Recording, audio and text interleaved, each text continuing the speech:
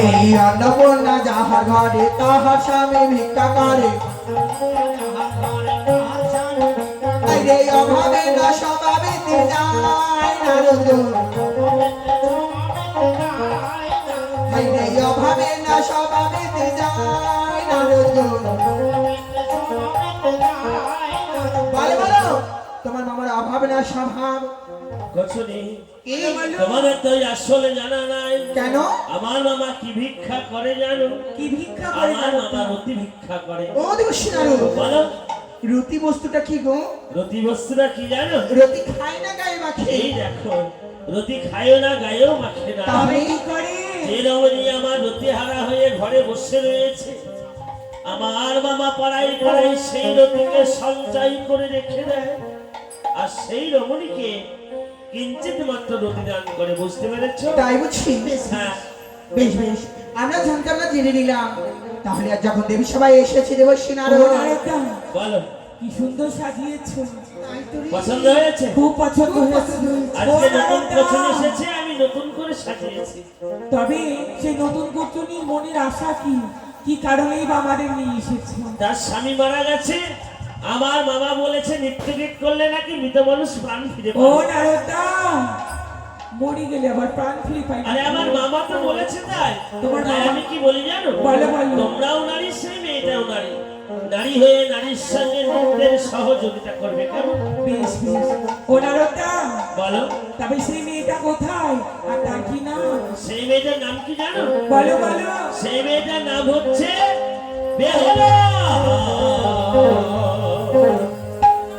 আশিসে বেহুলা ভোলাই বেহুলা ও দীপালা আসে গো আসিছে বেহুলা ভোলাই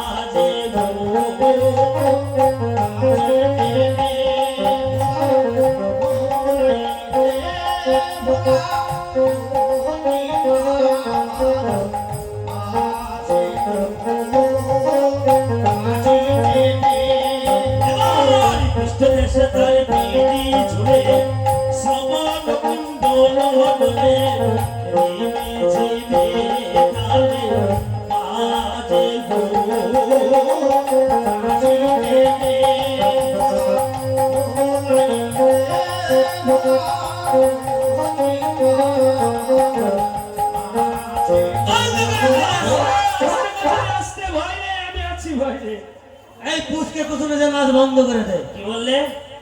এই পুষ্কে কুসুমে যে নাচ ভালো লাগছে না।